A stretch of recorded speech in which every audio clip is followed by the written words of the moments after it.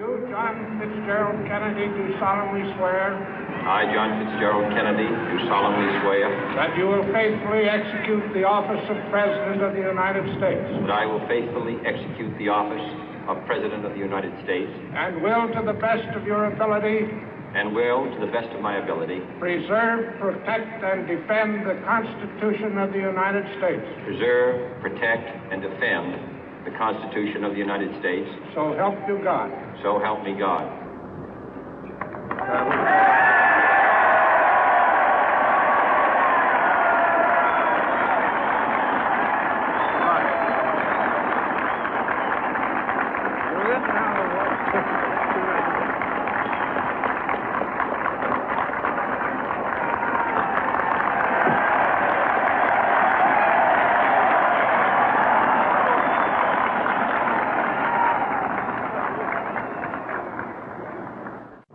Vice President Johnson, Mr. Speaker, Mr. Chief Justice, President Eisenhower, Vice President Nixon, President Truman, Reverend clergy, fellow citizens. We observe today not a victory of party, but a celebration of freedom, symbolizing an end as well as a beginning, signifying renewal as well as change.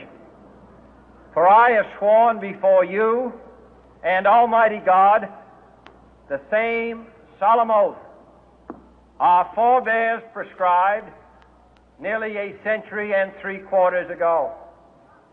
The world is very different now, for man holds in his mortal hands the power to abolish all forms of human poverty and all forms of human life. And yet the same revolutionary beliefs for which our forebears fought are still at issue around the globe. The belief that the rights of man come not from the generosity of the state, but from the hand of God. We dare not forget today that we are the heirs of that first revolution. Let the word go forth from this time and place to friend and foe alike that the torch has been passed to a new generation of Americans born in this century, tempered by war, disciplined by a hard and bitter peace, proud of our ancient heritage, and unwilling to witness or permit the slow undoing of those human rights to which this nation has always been committed and to which we are committed today at home and around the world.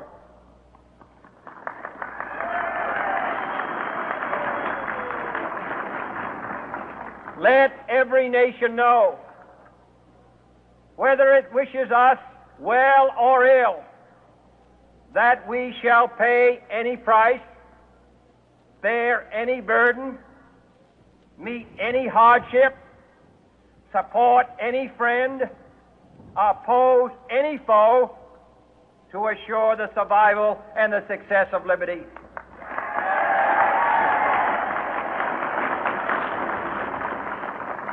This much we pledge and more.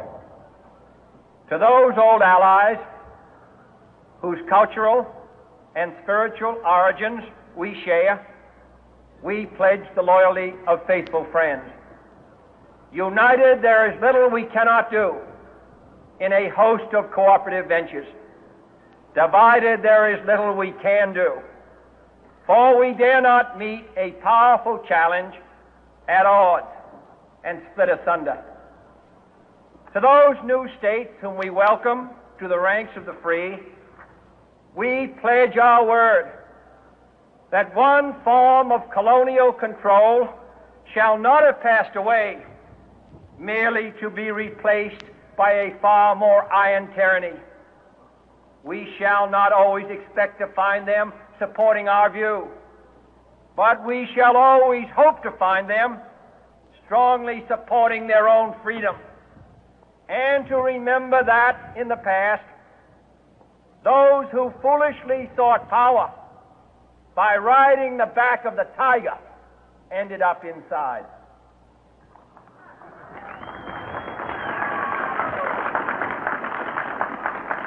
To those people in the huts and villages of half the globe struggling to break the bonds of mass misery, we pledge our best efforts to help them help themselves for whatever period is required, not because the communists may be doing it, not because we seek their votes, but because it is right. If a free society cannot help the many who are poor, it cannot save the few who are rich.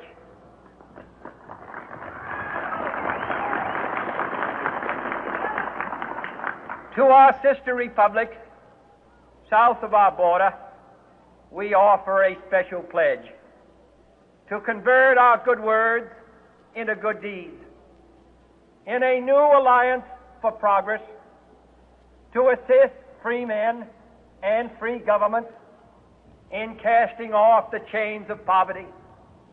But this peaceful revolution of hope cannot become the prey of hostile powers. Let all our neighbors know that we shall join with them to oppose aggression or subversion anywhere in the Americas. And let every other power know that this hemisphere intends to remain the master of its own house.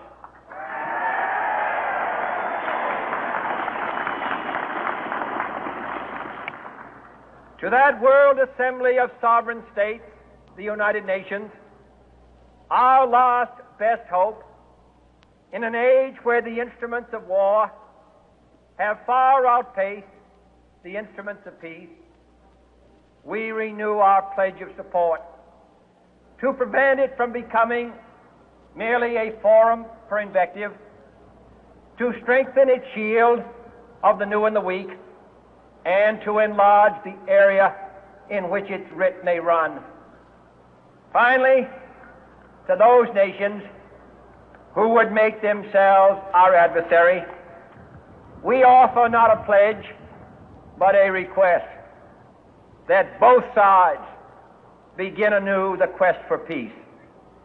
Before the dark powers of destruction, unleashed by science, engulf all humanity in planned or accidental self-destruction, we dare not tempt them with weakness, for only when our arms are sufficient beyond doubt can we be certain beyond doubt that they will never be employed. But neither can two great and powerful groups of nations take comfort from our present course, both sides overburdened by the cost of modern weapons, both rightly alarmed by the steady spread of the deadly atom, yet both racing to alter that uncertain balance of terror that stays the hand of mankind's final war. So let us begin anew, remembering on both sides that civility is not a sign of weakness, and sincerity is always subject to proof. Let us never negotiate out of fear, but let us never fear to negotiate.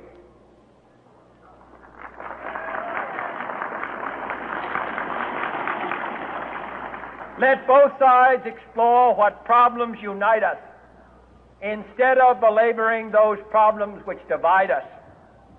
Let both sides, for the first time, formulate serious and precise proposals for the inspection and control of arms, and bring the absolute power to destroy other nations under the absolute control of all nations.